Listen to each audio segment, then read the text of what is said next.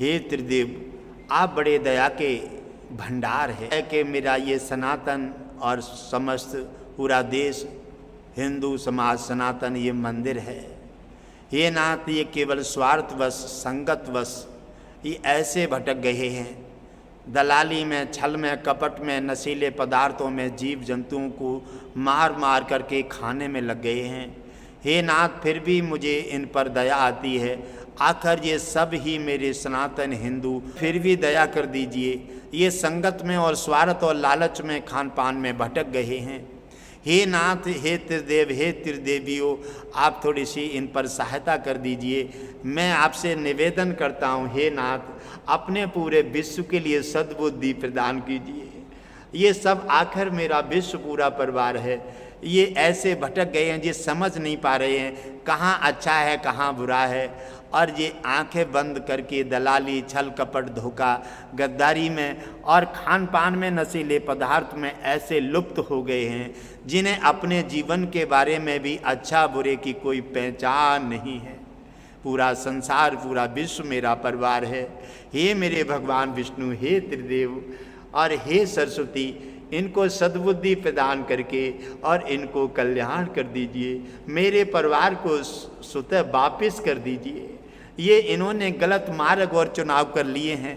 पूरा विश्व मेरा परिवार है। खान पान इन्हें बिल्कुल पतन कर रहा है। नशीले पदार्थ इनकी किडनी खराब कर रहे हैं। इनके घरों में लड़ाई झगड़ा रात तो दिन हो रहे हैं। हे नाथ, इसी प्रकार ये फिर नौते भरारों से भटक करके मुर्गा और बकरा की बलि चढ़ाने की चेष्टा कर रहे हैं। एक तो अपराध वो किए और दूसरा अपराध फिर कर रहे हैं। हे नाथ, अपराध के जब बीज बो जाते हैं तो वो अच्छा सोच नहीं सकते। आपकी कृपा हो जाए। हे माँ सरस्वती, आपकी कृपा, त्रिदेवों की कृपा हो जाए मेरे पूरे विश्व परिवार पर, तो ये जीवों की हत्या करना छोड़ देंगे। ये नशीले पदार्थ इस्तेमाल नहीं करेंगे। ये समझ लेंगे मैं क्यों आया हूँ, मेरा कर्तव्य क्या है और मुझे क्या करना चाहिए। ये इन्हें इतना ज्ञात नहीं है। ये लालच में और संगत में भटक गए हैं। लालच और संगत में भटकने से मानव इतना स्वार्थी हो जाता है जो अपने जीवन और मृत्यु के बारे में भी ये नहीं समझ पा रहे हैं। अच्छे बुरे के बारे में भी नहीं समझ पा रहे हैं। ये नहीं समझ रहे हैं, पिता ये नहीं समझ रहा है, माता ये नहीं समझ रही है कि ये आखिर मेरे जो आने वाली युवा पीढ़ी है, आज मैं शराब में और इन खान पान में लीन हो रहा हूँ, ये मेरी पीढ़ी भी वही करेगी। धीरे धीरे सनातन का नाम खत्म हो जाएगा, दान पुण्य पूजा बिल्कुल धर्म खत्म हो जाएगा। इसी प्रकार घर घर में नशीले पदार्थ और घर घर में गड़सा बजने लगेगा। हे मेरे भगवान विष्णु, ये तुम्हारा धर्म, तुम्हारी पूजा करने वाले समाप्त हो जाएंगे। हे नाथ, कृपा कीजिए, सद्बुद्धि प्रदान कीजिए। हे नाथ भगवान विष्णु, अवतार संबल में ले लीजिए और रक्षा कर दीजिए। हे सरस्वती माँ, हे त्रिदेव, मेरे पूरे विश्व परिवार सनातन और हिंदुत्व को बचा दीजिए। आप क्या नहीं कर सकते हैं। आप पल भर में सबको बदल देते हैं। आप इनके बारे में क्यों सोच रहे हैं। पाप और पुण्य ये नहीं जान पा रहे हैं, क्योंकि ये वासना में, खान पान में, नशीले पदार्थ में, गलत संगत में, दलाली में, जाति पाति के भेदभाव में ये डूब गए हैं। ये ऐसा इन्हें इस चीज़ों ने जिकड़ लिया है जो आज ये पाप और पुण्य नहीं समझ पा रहे हैं। ये धर्म अधर्म के बारे में नहीं समझ पा रहे हैं। ये जीवन मृत्यु के बारे में नहीं समझ पा रहे हैं। ये उस पाप ने, छल ने, कपट ने, धोखा ने, गद्दारी ने, नशीले पदार्थों ने और कुसंग ने इनको ऐसा जिकड़ लिया है जो जी अंधे हो गए हैं, गड़सा बजा रहे हैं, जीवों को मार रहे हैं। जो इनका धर्म नहीं है, इनका धर्म नहीं है, इनका खान पान नहीं है।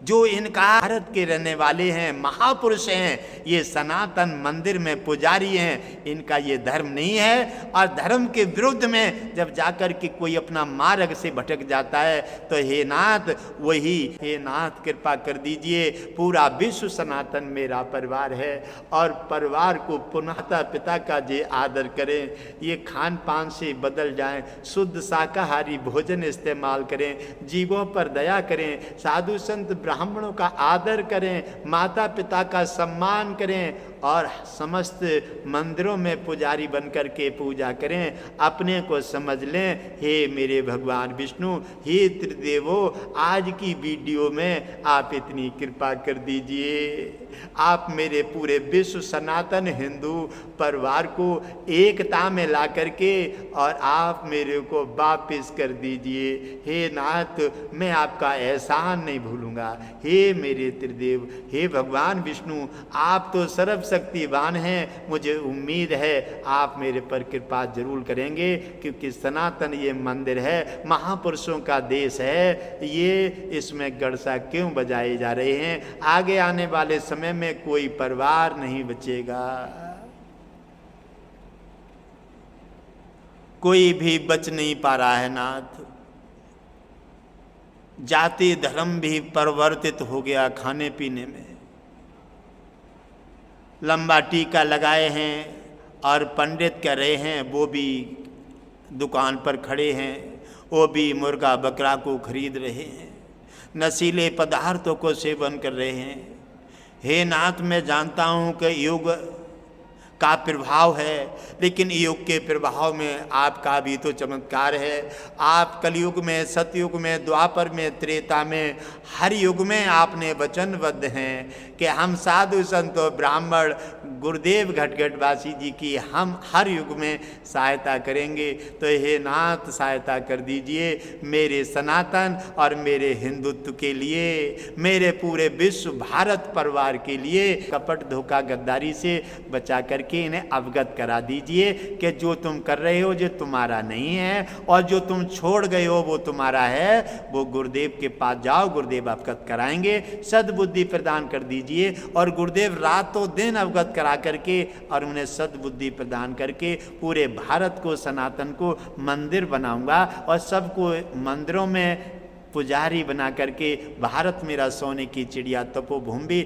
महापुरुषों का देश है ये। हिंदू हिंदू, भाई भाई, ये मेरे भगवान विष्णु सद्बुद्धि प्रदान कर दीजिए। हे माँ सरस्वती, आप भी कृपा करके और सबका कल्याण कर दीजिए। वो इस वीडियो को अधिक देखें और शेयर करें। कोई भी किसी प्रकार के, यहाँ पर समर पूरा विश्व, पूरा परिवार, हमारा देश हमारा परिवार है। हम अपने कुटुंब और परिवार के लिए भगवान विष्णु और त्रिदेवों से और सरस्वती से निवेदन किया है कि आप बैठे बैठे सभी को पलट सकते हैं। आप सद्बुद्धि प्रदान कीजिए और सभी पूरे विश्व मेरे परिवार को मेरे पास वापस कर दीजिए। आपकी महान कृपा होगी। भगवान विष्णु, लक्ष्मी, त्रिदेव, त्रिदेवियों का और सभी को जो है, सभी का आशीर्वाद सब पर बना रहे और सभी ने सभी पर कृपा की है। आपकी महान कृपा ऐसी बनी रहे और सबका कल्याण हो। वीडियो देखो और शेयर करो। ऐसा कोई समस्त पूरा विश्व, पूरा भारत, पूरा हिंदुत्व और ये सभी सनातन वीडियो को देखें भी और शेयर भी करें। ज़्यादा से ज़्यादा ये सभी के काम की चीज़ है। देखिए, इस पर अमल कीजिए और आप हमारे हैं, पूरा विश्व हमारा परिवार है। हम अपने परिवार को आज़ाद रखना चाहते हैं, धन धान्य से भरा पूरा करना चाहते हैं। हम अपने परिवार को बीमारी से बचा करके आज़ाद करना चाहते हैं। हम अपने परिवारों को नशीले पदार्थों से बचा करके घरों में खुशियां लाना चाहते हैं। हम अपने पूरे विश्व के युवा, जो आने वाली पीढ़ी, जो संतान हैं, उनको बचा करके हम फिर से उन्हें महान भक्त और महान देश के हित में जानकारी दे करके उन्हें गौरवशाली बनाना चाहते हैं। उन्हें इस नाना प्रकार के दूषित विचारों से, नशीले पदार्थ, दलाली, छल कपट, धोखाधड़ी, भेदभाव से हटा करके और हम सद्मार्ग अच्छा दे करके और उन्हें भारत की परंपरा सिखा करके और उनके भगवान विष्णु के बारे में बता करके उन्हें देशभक्त बना करके उनका कल्याण करना चाहते हैं। हम भी करें, आप भी कीजिए, सहायता कीजिए। समस्त संसार के सनातन और सभी महापुरुषों से मेरा हाथ जोड़ के निवेदन है, सनातन पर फोकस कीजिए, सनातन पर फोकस कीजिए। और मेरा प्रशासन से निवेदन है कि आप सभी हिंदू और भाई भाई हैं, आप हिंदू होकर के सनातन के बारे में क्यों नहीं समझ पा रहे हैं? सभी सनातन, पूरा विश्व मेरा परिवार है और सनातन से ही आप तन पर ध्यान दीजिए, सनातन पर फोकस रखिए, साधु संत ब्राह्मणी की सहायता कीजिए, धर्म की रक्षा कीजिए। तब भगवान विष्णु और लक्ष्मी त्रिदेव आप पर अपनी कृपा बरसा करके आपकी मनोकामना पूरी करेंगे। समस्त संसार के नागरिक हैं, चाहे आप कोई भी हैं, समस्त संसार, मैं ये जानता हूँ आप हमारे हिंदू भाई हैं, आप हमारे भारतवासी हैं, आप हमारे हैं। इसलिए देश और सनातन पर, साधु संत महापुरुषों पर, इस भगवा पर विशेष ध्यान रखिए, इस भगवा पर विशेष ध्यान रखिए। क्यों? इस भगवा की लाज बचाने के लिए, इस भगवा की सहायता करने के लिए बार बार भगवान विष्णु धरती पर आए हैं और धरती पर पूरी नज़र बनाई है। इस भगवा की सहायता, साधु संत ब्राह्मणों की मदद करने के लिए सहायता की है। आप भी उन्हीं हिंदुत्व में से, उन्हीं भारतवासियों में से, उन्हीं सनातन में से, उन्हीं भारत ध्यान रखिए। आप जिस देश के नागरिक हैं, आप जिस भगवा से आपको मान सम्मान मिलता है, आप जिस देश के महापुरुषों के मंदिर में आप पुजारी हैं, आप महापुरुषों के नागरिक हैं, उस पर विशेष ध्यान दें। इसके प्रति कोई भी लापरवाही ना करें और ध्यान देते हुए इसकी सहायता करें, सनातन धर्म को आगे बढ़ाएं। आपकी मनोकामना पूरी होगी और भगवान विष्णु आपका कल्याण अवश्य करेंगे। क्योंकि साधु संत ब्राह्मणों की निंदा और इस भगवा की निंदा भगवान विष्णु और भोलेनाथ और वीर हनुमान जी को बर्दाश्त नहीं है। इसलिए कोई भी किसी प्रकार अगर कोई भगवा पर, साधु संत और ब्राह्मणों पर और सनातन पर वार करता है, वो धरती से समिट जाता है। क्यों? भगवान विष्णु उसे मौका तो देते हैं सुधरने का, जब नहीं सुधरता है तो वो वीर को साफ कर देते हैं। वीर हनुमान जी गदा मारते हैं और साफ कर देते हैं, या फिर भगवान भोलेनाथ और भगवान विष्णु ब्रह्मा उसका कहते हैं कि तुम जिसके लिए आए और वो तुमने नहीं किया, फिर तुम क्या करोगे रह करके। इसलिए भगवान विष्णु और गुरुदेव और भगवान विष्णु और वीर हनुमान उसका सफाया करके और उसका दायित्व ही खत्म कर दे, छुट्टी कर देते हैं।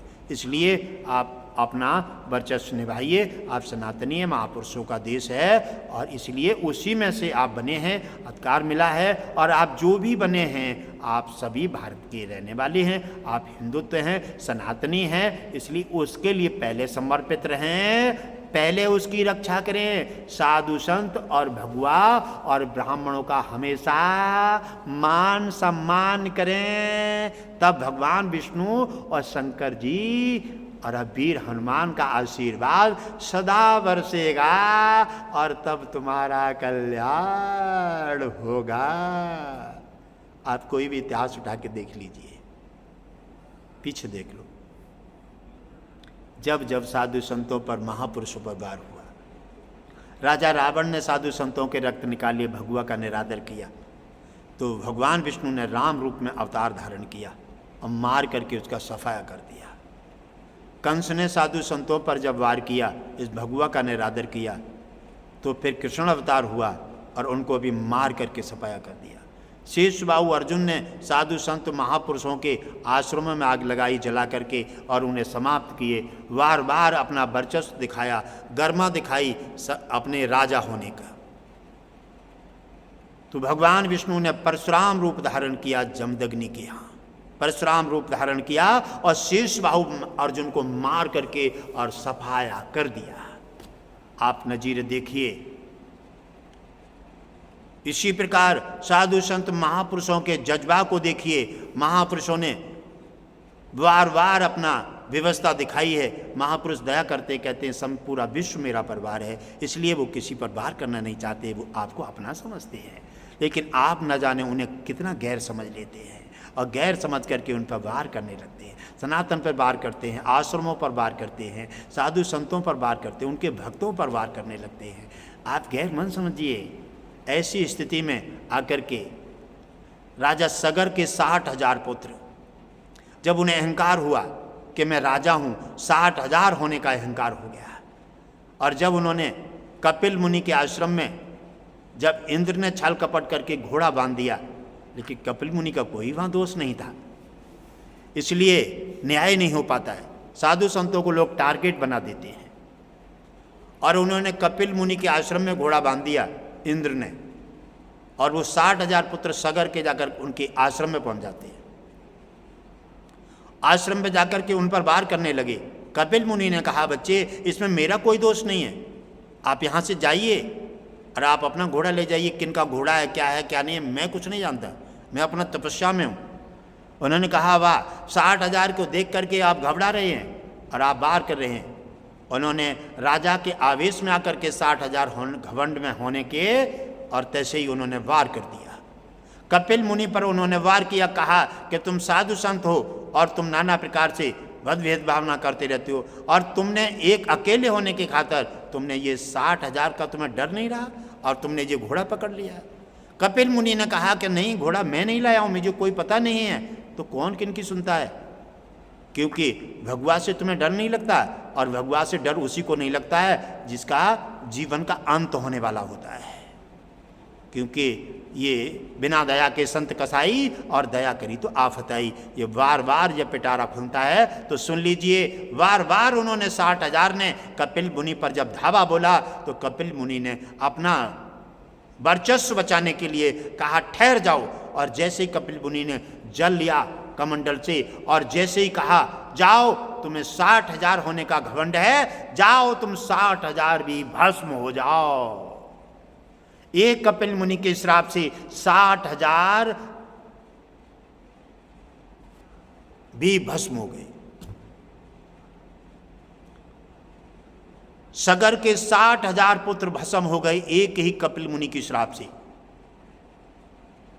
अब आप देख लीजिए भगवा की पावर और भगवान विष्णु साधु संतों के, क्योंकि इन पर वार करते हैं अकेले समझ करके, इनको छोटा समझ करके इनके वार कर देते हैं, लेकिन इनके साथ रहने वाली चीज तुम्हें दिखती नहीं है, क्योंकि दुनिया बनाने वाला इनके साथ है। एक ऋषि आते हैं तो वो जंगल में जा रहे थे, तो जंगल में एक राजा ने सुना कि हमारे यहाँ एक बदमाश रहते हैं और लुटाई करते हैं, तो उन्होंने अपनी गोपनीय पुलिस भेज दी थी। और पुलिस जब जाती है जंगल में तो अपने सादा वेश में, और उधर डाकुओं को पता चल गया तो डाकू आकर के पुलिस के वेश में और ऋषिराज के आश्रम आ जाते हैं। ऋषिराज के आश्रम पे आकर के और उन्होंने अपना मीठापन दिखाया। अरे साधु तो साधु है, ये तो दया करना काम है, दया कर देते हैं, दया करना धर्म है हमारा। उन्होंने दया करके और उनके माल को रखवा लिया। अब उन्हें ये पता नहीं था डाकू हैं ये एक के पुलिस वाले। अब वो चल के निकल गए, पीछे से राजा के सैनिक आ गए। राजा से सैनिकों ने उस माल को वहीं आश्रम में पकड़ लिया, क्योंकि दुनिया को चाहिए प्रूफ। दुनिया को धर्म के और अधर्म के बारे में जानकारी नहीं है, क्योंकि माया मोह और दलाली के मोह में इतने अंधे हो गए हैं जो कि कुछ धर्म और पाप और पुण्य नहीं दिखता है। जब पाप पुण्य के सागर में जब गिर जाते हैं तब डूबते हैं, तब कहते हैं कि हमें माफ कर दो। फिर क्या होता है, जाकर के उन्होंने राजा के पास जाकर के साधु संत को लेकर के धक्का मार के और राजा की राज्य में जाकर दाखिल कर दिया। राजा की सुबह कचहरी लगती है तो राजा ने उन्हें बुलाया और कहा कि संत जी को पकड़ के क्यों लाए हो। तो उन्होंने कहा, सैनिक ने, राजा के सैनिक ने कहा महाराज ये संत नहीं हैं, ये जंगल में रहते हैं आश्रम बना करके, और ये इनका तरह तरह के डाकुओं से इनका सट्टा लगा हुआ है। ये लुटाई करवाते हैं, आधा धन बांटते हैं और आधा उन्हें दे देते हैं। साधु संतों से कुछ भी बोल दीजिए, क्योंकि तुम्हारा बोलबाला है, तुम्हारा संगठन ज़्यादा है और तुम लोग ज़्यादा हो और पावर है, तो कुछ भी बोल दीजिए, कुछ भी बोल करके उनका कुछ भी कीजिए। ये तो तुम्हारे हाथ की चीज़ है, लेकिन आज तुम्हारे हाथ की, आज तुम्हारा है, कल किसी और का होगा, कल साधु का होगा। और साधु का जब मस्तिष्क बिगड़ता है ना, जब भगवा पर जब वार होता है ना, तो यहाँ से लेकर और भगवान विष्णु और भोलेनाथ का भी मस्तक परिवर्तन हो जाता है। और जाकर के राजा ने पूछा कि क्या मामला है, तो उन्होंने कहा साहब हमारे यहाँ ये धन तो पाया गया, लेकिन हम ये नहीं समझ सके कि ये चोर हैं या फिर भक्त हैं, ये नहीं जान पाए। राजा ने उनकी बात को सुनकर के और उनको सजा बोल दी कि तुमने जब चोरी कबूल कर ली है, तुमने धन तुम्हारे यहाँ पाया गया, तो आप जुर्मी हैं, तो इसलिए आपको दंड दिया जाएगा। राजा ने चौराहे पे 12 बजे कल सुबह इन संत जी को चौराहे पर सूली पर टांग दिया जाएगा। राजा ने बिना सोचे बिना विचारे वो करे, फिर पीछे पछताए और बोए दे पेड़ बबूल के आम कहाँ से खाए। साधु और संत पर, क्योंकि इनके पास संगठन नहीं होता है, क्योंकि ये कभी किसी का अन्याय नहीं करना चाहते, कभी हमेशा सब कुछ बर्दाश्त करते रहते हैं, झेलते रहते हैं और अपराध से बच कर के रहना चाहते हैं। भगवान विष्णु कहते हैं कि ये कैसे जी रहे हैं, लेकिन फिर भी रहने का पूरा साहस अपना जुटाते रहते हैं। और जब उन्होंने देखा कि जब उनका हुक्म हो जाता है कि इन संत जी को कल चौराहे पे जाकर के और सूली पर चढ़ा दिया जाए, क्योंकि इन्होंने जुर्म कबूल कर लिया है, राजा ने बिना सोचे विचारे और संत को हुक्म दे दिया सूली पर चढ़ाने का। सैनिकों ने सुबह दूसरे दिन जाकर के 12 बजे और चौराहे पे जाकर के और संत जी को सूली पर चढ़ा दिया। और सूली पर चढ़ा दिया तो सूली पर चढ़ कर के जो संत जी जब जाकर के और सब सैनिक अपनी अपनी जगह चले जाते हैं और संत जी को चौराहे पर सूली पर बिठाल देते हैं। धीरे धीरे 1 घंटा हुआ, 2 घंटा व्यतीत हुए और 2 घंटा व्यतीत होने के बाद सूली ने संत जी का छेदन नहीं किया। सूली की नुकनी बहुत तेज होती है और सूली ने संत जी का छेदन नहीं किया। जब छेदन नहीं किया और सुबह को जाकर के जब सैनिक पहुंचते हैं, सारी रात व्यतीत हो गई और सैनिक जब पहुंचते हैं तो संत जी वैसे ही वैसे आसन लगाए सूली पर और ध्यान कर रहे हैं, ध्यान मगन हैं और मुस्करा रहे हैं, भगवान विष्णु से त्रिदेवों से अपनी बात कर रहे हैं। और त्रिदेवों से जिसकी बात होती है वो ईश्वर से भी उसका जुड़ान है, तो वो दुनिया में एकदम अपना किसी को दंड देना नहीं चाहते। इसलिए क्यों कि साधु हमेशा बर्दाश्त करता है, साधु एक साधना है, साधु एक धैर्यवान है, साधु एक गहरा सागर है। और जाकर के सैनिकों ने देखा कि संत जी को सूली ने छेदन नहीं किया है और भाज करके राजा के पास पहुंचे और पसीना छूट गया। कहने लगे राजन गजब हो गया। कहने लगे क्या हुआ? कहने लगे कल जो ऋषिराज को तुमने सूली पर चढ़वाया है वो सूली ने कोई छेदन नहीं किया है और ऋषिराज वैसे ही सूली पर ध्यान मगन बैठे हैं और भगवान विष्णु का चिंतन कर रहे हैं। राजा ने सोचा ऐसा क्या हुआ, सूली की नुकनी टूट गई या फिर ऐसा कैसे हो गया कि सूली ने छेदन नहीं किया। और राजा ने अपना तत्काल सिंहासन से उतर करके और भाजते हैं। और जब राजा ने देखा मुनिराज ध्यान मगन है सूली पर भी, क्योंकि साधु तो अग्नि में भी मगन है, साधु सूली पर। भगवान विष्णु उनकी तमाम समस्याओं को चटाई समेट के और उनका कल्याण कर देते हैं। उसी समय उन्होंने देखा कि व्यवस्था बन जाती है और जाकर के राजा ने उनसे माफी मांगी, हे मुनिराज मेरे से गलती हो गई, आप मुझे क्षमा कर दीजिए। उसी समय साधु ने आंख खोलते हैं और कहा, हे राजन आपकी इसमें कोई गलती नहीं है, आपकी इसमें कोई गलती नहीं है, क्योंकि आपने इसमें कोई गलती की नहीं है। हमने अपना जो माल जो रखा था वो कबूल कर लिया, इसलिए आपने राजा होने का आपने दंड निर्धारित किया है। हमने आपको इस गलती से हमने आपको आज़ाद कर दिया है, आप भय मुक्त हैं, हम आपको कोई भी दंड नहीं देंगे। और हे राजन, अब मैं सीधा जा रहा हूं। मुनिराज ने कहा, हे राजन, जिसने मुझे दंड दिया है धर्मराज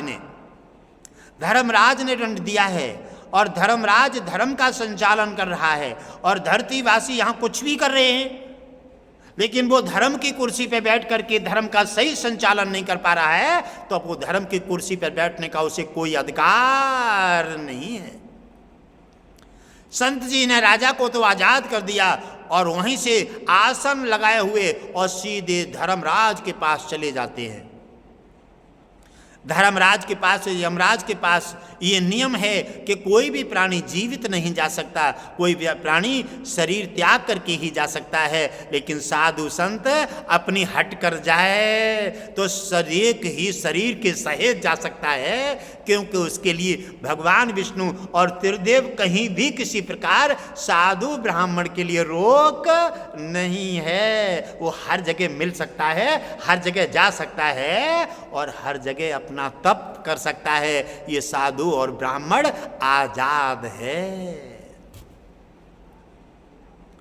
जब धर्मलोक में पहुंच जाते हैं और धर्मलोक में देखा कि कोई साधु पधारे हैं मय शरीर के, तो धर्मलोक में हड़चल मच गया।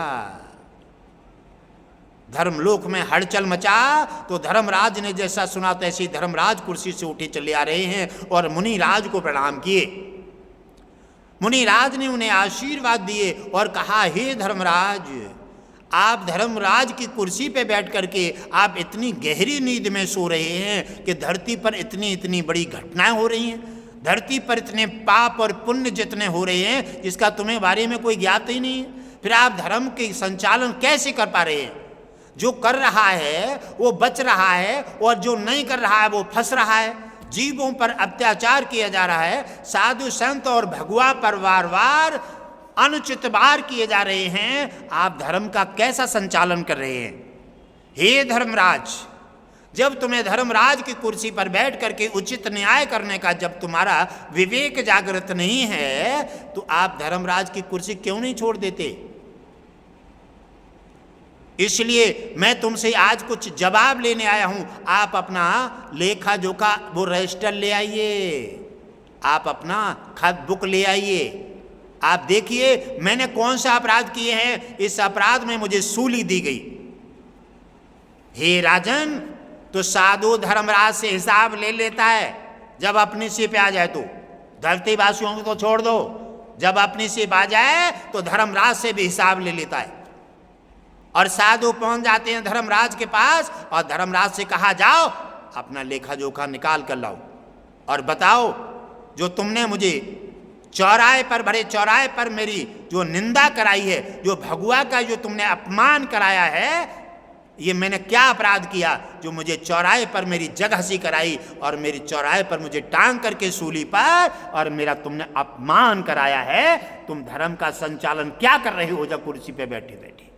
जो धरती पर जो मन आता है वही लोग कर रहे हैं, लेकिन फिर धर्म के संचालन क्या कर रहे हो तुम बैठे बैठे? इसलिए धर्म की कुर्सी पर बैठ करके तुम धर्म का सूचित न्याय नहीं कर पा रहे हो, तो फिर धर्मराज की कुर्सी पर क्यों बैठे हो? क्यों बने हो धर्मराज? यहां पर बैठने का क्या फायदा है तुम्हारा? आंखें अगर अच्छा बुरा ना देख पाए तो इन आंखें की क्या जरूरत है? जब मंदिर है तो अब पूजा ना हो तो मंदिर की क्या जरूरत है? और फिर जब सनातन में रह कर के सनातन धर्म के अगर पक्ष में नहीं हो तो इसमें देश में रहने की क्या फायदा है, क्या जरूरत है? इसलिए कहा, हे धर्मराज। अब धर्मराज ने अपना लेखा जोखा बुलाया और उन्होंने धर्मराज से पूछा कि बताओ मैंने क्या अपराध किया है जो तुमने मुझे चौराहे पे टांग करके मुझे और मेरी जग हंसी कराई है, इस भगवा का अपमान कराया है और तुमने मेरी निंदा की है, ये क्या कारण है? तो धर्मराज ने अपना रजिस्टर खोलते हैं तो उन्होंने कहा, अपने लेखा जोखा में देखा कि हे ऋषिराज, आप जब छोटे थे, हे ऋषिराज, आप जब छोटे थे तो आप बच्चे थे तो आप कोई तितली पकड़ के और आप कांटा लगा करके पिछले भाग में और आप उड़ा देते थे। आपने कई तितलियों को ये हाल किया, और कई तितलियों का हाल करने के बाद में वही अपराध तुम्हारे खाते में एडवांस हो गया, और उसी अपराध की वजह से तुम्हें सूली पर चढ़ाया गया। क्योंकि छोटे से बचपन में तुमने तितलियों को पिछले भाग में कांटा लगा लगा करके, और उसी अपराध से तुम्हें सूली पर चढ़ाया गया। तो उसी समय ऋषि राज ने कहा, हे धर्मराज, कभी तुमने संविधान पढ़ा है? धर्म का संचालन करना जब तुम्हें नहीं आता है तो धर्म की कुर्सी पर क्यों बैठे हो? तुमने कभी संविधान पढ़ा है? संविधान में आता है कि बालिग और नाबालिग, उस समय हम बच्चे थे, नाबालिग थे, और नाबालिग की स्थिति में कोई भी अपराध हो जाता है उसे दंड बहुत नामात्र दिया जाता है, नामात्र दंड दिया जाता है। आपने एक जरा सा कांटा लगाने में आपने इतना बड़ा दंड निर्धारित कर दिया, जो मुझे संत भेष का अपमान करके भगवा का, और तुमने जग हंसी कराई, चौराहे पर मुझे टांग करके सूली पर और मेरा निरादर कर दिया। और मैं उससे नाबालिग था, उसमें नाबालिग था, तो मुझे जरा सा दंड दे करके इतनी बड़ी छोटी सी गलती में और इतना बड़ा दंड तुमने निर्धारित कर दिया है। ये कहाँ की नीति और कहाँ का धर्म है? इसलिए तुम्हें जवाब देना नहीं आ रहा है। तुमने बहुत बड़ी गलती की है, और तुमने जो मेरी जग हंसी कराई है, साधु भगवा का तुमने निरादर किया है। सन धर्मराज, अब तेरा दंड मैं निर्धारित करूंगा। अब तुझे कोई भी ब्रह्मा और विष्णु महेश नहीं बचा सकते, क्योंकि साधु और भगवा जब अपनी से पर आता है तो भगवान विष्णु दुनिया बनाने वाला भी हिलने लगता है। तो सुन धर्मराज, मैं तुझे अब दंड निर्धारित करूंगा। तैने तो अपना राजा होने के कारण, तैने धर्मराज होने के कारण तैने तो अनदेखी करके मेरी जो निरादर जग हंसी कराई है, तैने तो अपना कर लिया। अब अपना दंड देख लीजिए, इसके बदले में तुझे दंड क्या मिलेगा। तो सुने धर्मराज, मैं दंड निर्धारित कर रहा हूं कि सबसे पहले दंड में तू कुर्सी छोड़ दे, क्योंकि धर्मराज की कुर्सी लायक नहीं है। धर्मराज की कुर्सी छोड़ करके और तू धरती पर जा। इसी राज ने कहा धर्मराज से, धर्मराज की कुर्सी छोड़ करके और तू धरती पर जा, धरती पर जा, क्योंकि तू धर्मराज की कुर्सी पर धर्म का उचित न्याय नहीं करता, साधु संतों के पक्ष में न्याय नहीं करता, उन पर वार करता है, भगवा का आदर नहीं करता, और फिर तू ये धर्मराज की कुर्सी पे बैठने के लायक है। इसलिए अगर उचित न्याय करना तुझे नहीं आता है तो धर्मराज की कुर्सी छोड़ करके धरती पर जा, और धरती पर जा करके दासी पुत्र बन। दासी पुत्र बनेगा, और दासी पुत्र बन करके इतनी संकट तेरे सामने आएंगे जो समझाते समझाते हार जाएगा, लेकिन तू कोई भी समस्या समझौता नहीं कर पाएगा। जा, मेरा श्राप है। और उसी समय ऋषि राज ने धर्मराज की कुर्सी को छीन करके और धर्मराज को धरती पर उतार दिया। वही धर्मराज आकर के दासी पुत्र बने हैं। दासी पुत्र बने विदुर जी। वही धर्मराज ने दासी पुत्र बन करके और विदुर नीति अपनाई है, विदुर जी बने हैं महाभारत में। वही दासी पुत्र धर्मराज को ऋषि राज ने धर्मराज की कुर्सी छीन करके और दासी पुत्र में दाखिल कर दिया और कहा, जाओ विदुर नीति अपनाओ और समस्या सुलझाते समस्या, लेकिन समस्या तुमसे कोई भी सुलझ नहीं पाएगी। वही आकर के धर्मराज ऋषि राज ने कुर्सी से हटा करके और धरती पर भेज दिए और दासी पुत्र बने विदुर जी। महाभारत में वही समस्या निगटाते निगटाते कोई समस्या निगटाए नहीं पाए। भगवान विष्णु ने कृष्ण रूप धारण करके और महाभारत करा करके दुष्टों का संहार किया और भक्तों की सहायता करके कल्याण कर दिया।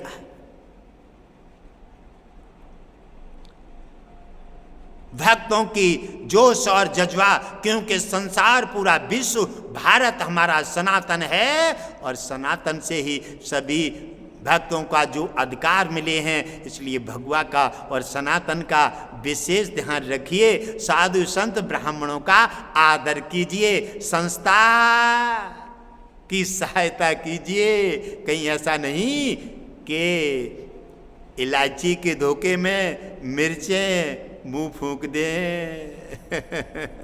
ऐसा ही तो किया, इलायची के धोखे में मिर्चें चप बैठे धर्मराज जी और लौट करके दासी पुत्र बना दिए। ऐसा ही उन्होंने कहा 60,000 पुत्रों के बारे में। उन्होंने भी सोचा मैं 60,000 हैं, ये मुनि अकेले हैं। अकेले मुनि ने श्राप दिए और 60,000 पुत्रों को जलाकर राख बना दिए। तब उनका समाधान करने के लिए भागीरथ ने तपस्या की। कई तपस्या करके चले गए मर के। भागीरथ ने तपस्या करके भागीरथी गंगा विष्णु और गुरुदेव की कृपा से धरती पर आई, जो आज लाखों करोड़ों भक्त जल भर भर के और शिवलिंग पर चढ़ा रहे हैं, अपना और देश और समाज का कल्याण कर रहे हैं। इसी प्रकार वही भागीरथी सभी का, भक्तों का, सनातन और सभी का जन कल्याण कर रही हैं, संकट हटा रही हैं और बार बार सभी का जन कल्याण के लिए धरती पर वचलन कर रही हैं। गंगा शकल मुदे मंगल मूला, सब सुख करन हरन भवशूला। जो नर कहें गंगे गंगे, वो नर रहे न भूखे नंगे। जो नर गंगे गंगे कहते हैं वो हमेशा, कोई जो नर कहें गंगे गंगे, बे नर रहें न भूखे नंगे। इसी प्रकार से उन्हें भरपूर भोजन और सब कुछ प्राप्त होता रहता है। इसलिए गंगा की और भगवान शिव की बड़ी अपरंपार महिमा है। भगवान विष्णु और त्रिदेव सभी देवताओं में और साधु संत ब्राह्मणों में समाहित हैं। इनमें सभी में मिलकर के और सभी का जन कल्याण कर रहे हैं। भगवान विष्णु ने कहा है साधु संत और सनातन पर और धर्म पर जब भी गाय और भक्तों पर और ब्राह्मणों पर जब भी अत्याचार हुआ है, धर्म की हानि हुई, और तब तब धरती पर मेरा अवतार हुआ है। अब भी धर्म की हानि हो रही है, इसलिए संबल में निष्कलंक रूप में मेरा अवतार होगा। भगवान विष्णु ने अवतार को सुरक्षित कर दिया है और लगातार साधु संत ब्राह्मण धर्म की सहायता कर रहे हैं। धर्मात्मा राजाओं की सहायता भी भगवान विष्णु त्रिदेवों ने और गुरुदेवों ने भरपूर की है और आज भी कर रहे हैं।